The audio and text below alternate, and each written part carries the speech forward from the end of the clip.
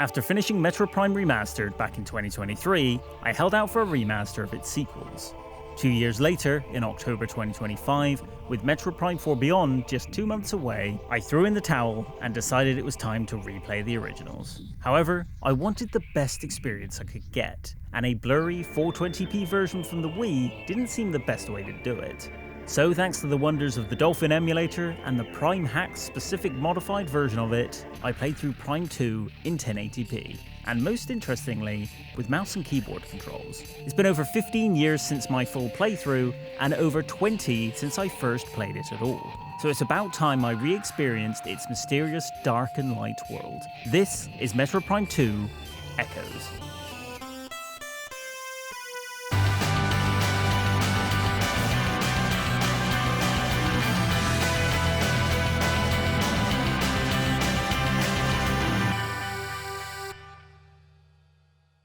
Hello everyone, and welcome back to the Pixel Tavern. Carrying on with my Metroid Prime retrospectives, it's on to Metroid Prime 2 Echoes. I originally got this back on the GameCube, and unlike Metroid Prime 1, I actually got pretty far through it, but never quite finished it. My usual outcome for difficult games back in the early 2000s. Unlike my first full playthrough via the trilogy for Wii, where I used a guide the whole way, this time I played through about 95% of it without a guide, right through to the end. Before we begin, if you aren't already, please subscribe to the channel for more videos like this and more to come. Now though, it's time to dive in, but a heads up, there will be full spoilers ahead. Metroid Prime 2 Echoes was originally released for the GameCube on November 15th, 2004 in North America, and then within 7 or so months everywhere else. It was then released for the Wii with the upgraded Metroid Prime Trilogy collection on 24th of August 2009. As with the first game, it's highly regarded by critics and fans, and rightly so.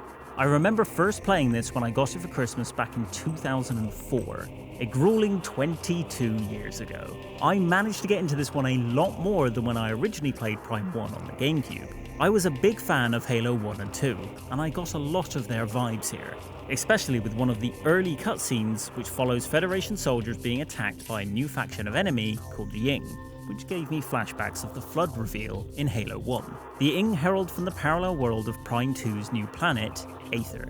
It has a dark world version of itself with a deadly atmosphere, even deadlier creatures, and multiple changes to the environment. Taking inspiration from Nintendo's earlier work in Zelda: A Link to the Past, developer Retro Studios makes this parallel world Prime 2's main mechanic.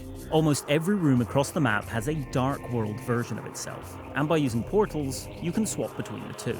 This creates many puzzle opportunities and backtracking that early on is not too complicated or frequent. But as you work your way into the second half of the roughly 15 to 20 hour runtime, the puzzles become much more complex, and backtracking becomes way more, well, unfortunately tedious. Although the puzzles are well designed, the dark world does start to get used a bit too much for my liking, and it stays a requirement of backtracking right through to the end of the story.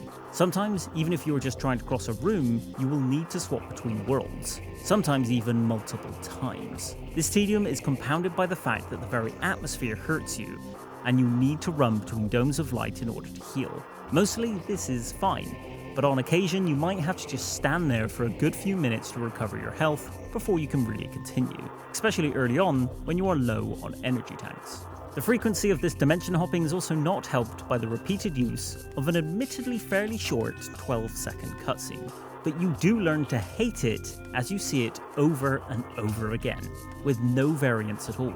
It's obviously there to hide a loading screen, which back in 2004 on the GameCube didn't feel so bad. After all, it was a reasonable way to do this, but it doesn't change the fact that it gets old very quickly. Hopefully if this does get a remaster, they will remove these cutscenes and make warping between the worlds much faster, because if they don't, I get the feeling players won't be quite so accepting of it on modern hardware. It's a great mechanic, but just a little too ambitious for the hardware in terms of loading times. Despite the tedium of the backtracking though, I did actually find navigation easier when I first played Prime 2 over its predecessor. If you watched my Prime 1 video, you know I really struggled to get anywhere when I first played it. I could never figure out where I needed to go and what to keep an eye out for to progress. That's probably because it's my first Metroid game ever, so it's not too surprising. I think I found it easier in Prime 2 though, because the map layout is a little simpler on face value. You do have to take the Dark World into account as well, but because the maps seem to be slightly smaller than Prime 1's, it makes them a little easier to remember your way around. I did get stuck a couple of times towards the later half in this playthrough though, and ended up checking a guide. Something I didn't require at all for Prime 1 Remastered in either of my playthroughs. My first big moment of getting lost was when I missed a very inconspicuous grate in a room that allowed me to continue forward. It's a very easy thing to miss, and one that if you do, you may find yourself searching every area you haven't been to yet before circling back on yourself, which is exactly what I did, creating a lot of exploration to dead ends. It's not really a design flaw though, more just that you need to pay a lot more attention to the environment than you did before. As with the other Prime games, Echoes has a hint system that kicks in after a certain amount of time if you are not progressing. However, I feel that sometimes that hint becomes a requirement to figure out where to go, and that's because of the occasional strange design and pacing decisions in Prime 2. For example, when I got lost for the second time is when I needed to go and get the multi-missile. However, it's in a room that you haven't been to yet and doesn't appear on the map screen, and it's in a completely different area from where you got the last item from. There isn't any reason why you would think to go there, well, at least that I could think of anyway. If the hint hadn't come up when it did, I would have needed the guide again, which to me signifies that the developers didn't really know how to naturally get you to go back there, so they had to rely on the hint system. I get that one of the core principles of Metroid is to get a little lost, but this can heavily deter players who don't know that, and can overall put them off playing any further. Something that, judging by the sales of Metroid Prime, has probably happened a lot. The hints are good to have, but Metroid is normally better than this at guiding its players to their next destination, even if only subtly. Whereas this particular moment felt like padding to extend the length of the campaign. Something Retro's developers admit was a factor again for Prime 2, so it feels like they made it really far away just to get an easy extension. Prime 1 did this a couple of times, but backtracking wasn't so tedious, the pacing was faster due to no dimension hopping, and the hint system seemed to trigger a bit quicker. Well, at least in Prime Remastered anyway.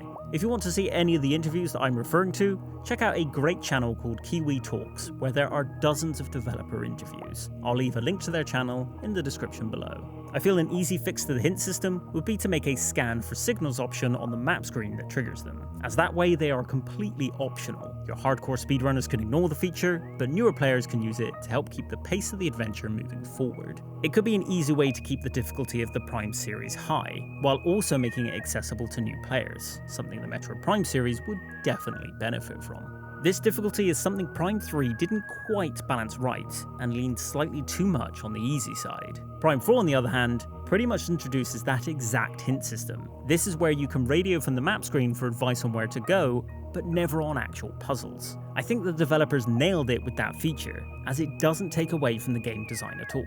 Admittedly, they went a little too far with Miles talking in the desert area, among other issues with the game, but I'll cover my opinion on that in my Prime 4 video. Overall, gameplay-wise, this is the only real issue I have with Prime 2. A better hint system would have gone a long way, and although I enjoyed the dual worlds mechanic, I did find the map design felt a lot more restrictive compared to Prime 1, while also creating too much backtracking that became tedious towards the later half. In terms of physically playing Prime 2 though, you're in for the exact same setup as Prime 1. With the GameCube version, you once again have that single stick movement. There's no dual analog stick controls here, despite that being completely possible. With the Prime trilogy, you get the great Wii pointer setup to make it control exactly how you would expect a first-person shooter to play on the Wii. With the fan-made Prime hacks though, you have more options again. You can use the standard controller but play with dual analog stick movement, essentially with the same controls as Metroid Prime Remastered and Prime 4. But you can also play with the Wii Remote and Nunchuck, or, as I did, with mouse and keyboard, which the Prime games feel built for. The Morph Ball can feel a little off without analog movement, but it's nothing game breaking, and you probably won't even notice it after a couple of hours. Overall, however you play, you're in for smooth controls that have not aged a day, and are basically identical to what was used in Prime 4, released over 20 years later. The gameplay itself outside of map design is pretty much the same as Prime 1. Once again, you are getting great puzzle design, fun puzzle-focused combat, which has multiple enemies requiring different methods to defeat them, and fantastic world building with environmental storytelling. I personally found the puzzles in Prime 1 to be more fun, as they hit the right balance for the pacing, whereas Prime 2 overdoes it with the aforementioned Dark World mechanic, which can really make the pacing drag. They're still great, but not quite as balanced as they could have been. The combat is also practically identical to Prime 1, with multiple beam types, rockets, and different visors to combat enemies with. The primary focus this time is on the light and dark world beam types, which unlike Prime 1, do actually run out of ammo. This can happen fairly frequently, but is never annoying, and if anything makes you have to think more about when to use the shots. Sometimes I did find the combat to be a little too slow, due to some enemies being a bit spongy, but not actually being difficult to fight. And by the end, I was mostly avoiding combat since it had become somewhat tedious again. Even more so than Prime 1. Overall, it's still enjoyable, and you will definitely like it if you enjoyed any other Prime games, but I feel it could have probably done with a bit of an evolution. It does work very well for boss fights though, which is something I find the Prime series mostly excels in. My favourites throughout Prime 2 are definitely the 3 Dark Samus fights, with each one escalating in complexity over the previous one, and being very fast-paced. Having to use different visors and attack types to do damage all build into Prime's excellent puzzle-esque combat, and it makes you really have to focus on each fight. The Spider Guardian is also a very fun and unique boss, being more of a maze puzzle than an actual fight. Here you have to work your way through a series of morph ball puzzles to defeat it. I also particularly enjoyed the Amorbis fight, where you take on a giant 3-headed worm thing in the Dark World, where you are very restricted on your movement. This is due to the protective light domes being the only safe place to stand for long. The very last boss is the 3rd Dark Samus fight, and is my outright favourite. It has become completely consumed by Phazon, and becomes this see-through monster that's fast-paced and powerful. It keeps you on your toes throughout, and requires you to take it down quickly due to a timer ticking down for the imminent destruction of the Dark World version of Aether. The battle before it, though, I found pretty annoying. It's against a creature called the Emperor Ing. You have a very small window for attack, and even smaller target that you have to hit to do any damage. And there aren't many opportunities to get healed either. It goes on for way too long, as it takes very little damage with every hit, and the attack pattern also gets boring very quickly. Overall though, the boss fights in Prime 2 are a great addition to the series, but I don't feel they are quite as fun or memorable as Prime 1's fights, bar Dark Samus of course. Suit upgrade wise, well, it's almost identical again to Prime 1, which is quite disappointing, as this continues to give the feeling that Prime 2 is just a little too familiar to its predecessor. You get different visors, but ultimately you will find yourself doing a lot of the same things with them as you did with the Prime 1 visors. Also, most of the suit powers are the same as well, with only the Skur attack being the real big addition. It doesn't make these upgrades boring, it just makes everything feel a bit too familiar. Samus also gets 2 new suits, with one being one of the best in the series, the slick-looking light suit, which you get late on in the story, but the other one being one of the ugliest and dullest in the series for me, with the dark suit. It's a shame the latter is used for a majority of the runtime, and you barely get to appreciate that amazing light suit. It won't affect gameplay of course, but it's just not good to look at. Finally, there is the story and presentation, which with Metroid Prime games especially, go very much hand in hand. It kicks off when Samus receives the distress call from the planet Aether, where she arrives to find multiple dead Galactic Federation Force soldiers. In fact, the planet has a lot of bodies strewn across it. Some are particularly dark, especially for a Nintendo game, with many hung, stabbed, or mutilated in some way. Considering that Prime 1 had no other humans, this sets the tone of the story off very well and quite different to Prime 1. Shortly after finding the soldiers, Samus comes across a portal to the Dark World of Aether, which was created by a Phazon meteorite hitting the planet. Here we find the main villain of the Prime trilogy, Dark Samus. It was created from the remnants of Metroid Prime at the end of, you can probably guess, which then stole Samus's Phazon suit. It can now absorb Phazon energy, a kind of nuclear waste that was found deep in the planet Talon 4. Samus has the usual downgrading of her powers, this time due to Dark Samus using the Ing to steal them, and she continues on to the Great Temple to meet Umos, the last remaining Luminoth. Similar to the Chozo, they are a powerful, mysterious species that have been mostly wiped out. Samus has to restore energy to the Great Temple by travelling to multiple points across Aether's 2 dimensions. This is in order to restore the planet and destroy the Dark World. There's a lot more to the story of Prime 2 via its scan logs, which go into a very deep history of the Luminoth and how the Dark World came about. But to cover it all would probably double the length of this video. So if you want a deeper story breakdown, check out Zeltroid's YouTube channel for the story of Metroid Prime Echoes Explained, which gives a full, detailed breakdown of the story across both its scanning logs and cutscenes. Ultimately though, Samus is able to gather all the energy sources and destroy Dark Aether, and seemingly kill Dark Samus as well. 100% completion though will reveal otherwise. Presentation-wise, well, I remember thinking back in 2004 that it looked incredible, and this series is known for its impressive art style and graphics. 60 FPS back on the GameCube for a first-person game like this was unheard of, and from what I read online, the original never drops a frame. It still holds up today as well, I feel. Sure, a lot of textures are low resolution now compared to modern standards, but the art style really holds up well, and gives a dark, gritty tone that works really well for the Metroid franchise.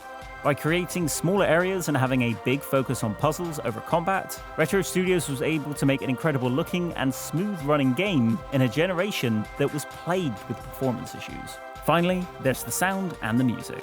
Just like with every Metroid game, whether it be 2D or 3D, the music is fantastic. Kenji Yamamoto composed for all 4 of the mainline Prime games, and created another dark and atmospheric soundtrack for Echoes. The title track is an amazing fusion of synth, guitar, choir and more thrown in to make a really unique sound that I haven't heard anywhere else. The themes throughout each area are so atmospheric, and even without any visuals, they instantly remind you of the area they were in. They also never get tedious to hear, as there are so many layers to each song that even when they repeat, you hear a new part of the song that keeps that atmospheric feeling going. As with the rest of the series, the soundtrack is absolutely incredible. And just like with Prime 1, so is the sound design for Samus' arsenal of weapons, environmental sounds, and everything else. Overall, Metroid Prime 2 Echoes is a great sequel to Metroid Prime, even if it's not quite as good as it. I feel it's basically more of the same, but not as tightly paced and a bit too much padding compared to Prime 1. To me, it's ultimately the slightly inferior game, and is actually my least favourite in the core series due to its pacing.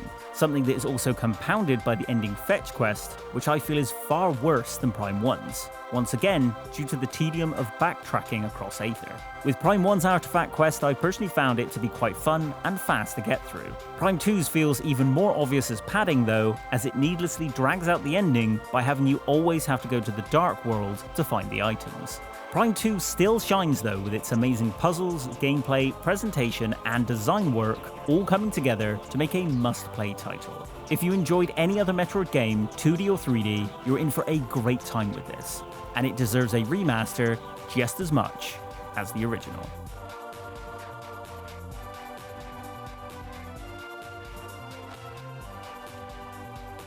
As for the next video, I move on to the end of the trilogy.